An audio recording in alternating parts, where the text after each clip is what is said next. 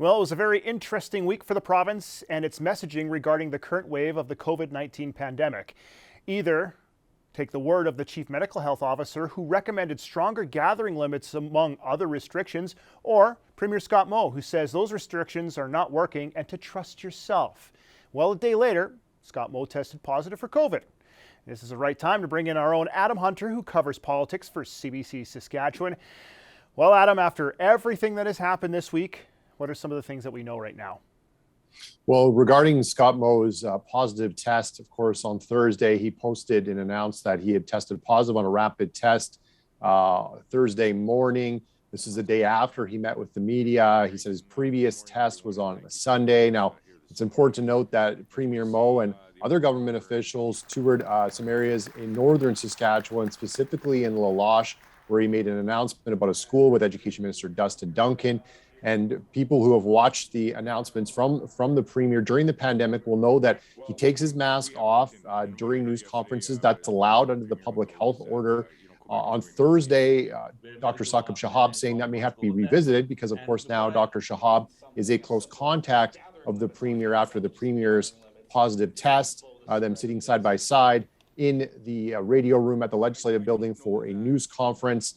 Premier Moe saying he's feeling good, that he's going to isolate for a number of days, all follow all the public health order rules in place. But on those rules, Dan, as you mentioned, not wanting to bring in any additional restrictions like gathering limits, which was suggested last week by Dr. Shahab, saying that we should limit our contacts, stick to household only. Shahab saying, going not as far this week, basically saying try and be safe, but do limit your contacts. Premier Moe saying that he doesn't see evidence of those restrictions working in other parts of Canada where Omicron has really skyrocketed as it has here in Saskatchewan with the number of cases, despite Saskatchewan being the only province without either gathering limits or capacity limits. Well, you just mentioned the amount of positive cases are skyrocketing.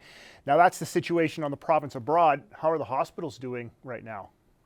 Well, hospitalizations, and this is something Premier Moe touched on, Dan, is that it's really exploded across Canada, but that's not happening in Saskatchewan just yet. And it's important to note that Saskatchewan is a couple of weeks behind Ontario and Quebec on its Omicron wave, even 1 week behind Alberta, according to experts. So we won't see those kinds of numbers for a while. We also know that hospitalizations are a lagging indicator, so it'll take a while for some of these positive cases to end up in hospital. Moe saying that hospitalizations here have only risen a bit slightly compared to the rest of the country since December, and ICU admissions have actually gone down in Saskatchewan during the same time period. So that's what the province and health officials say they're watching, because as we know, cases are high here, but not everyone's getting a PCR test, the Premier being one. There's lots of cases, of course, that are not known or tracked. People are asymptomatic.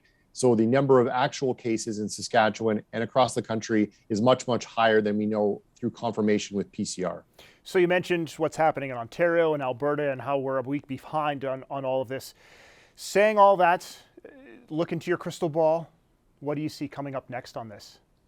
Well, this week was really unexpected. We talked about the Premier testing positive, and he had hinted at gathering measures even going back to the last week in December, right before New Year's, but has moved away from that.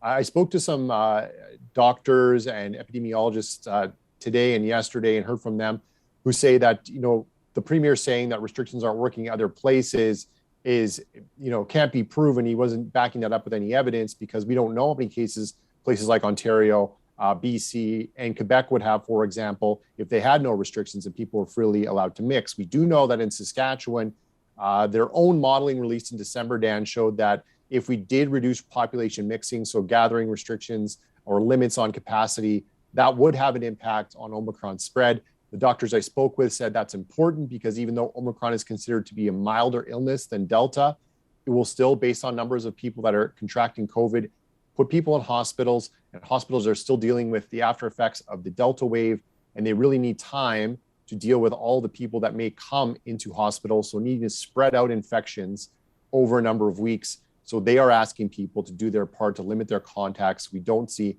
a rapid rise in hospitalizations here that could overwhelm the healthcare system. Well, Adam, it was a wild week. You rest up this weekend and get ready for another wild one next week. Thanks, Dan. Adam Hunter covers politics for CBC Saskatchewan.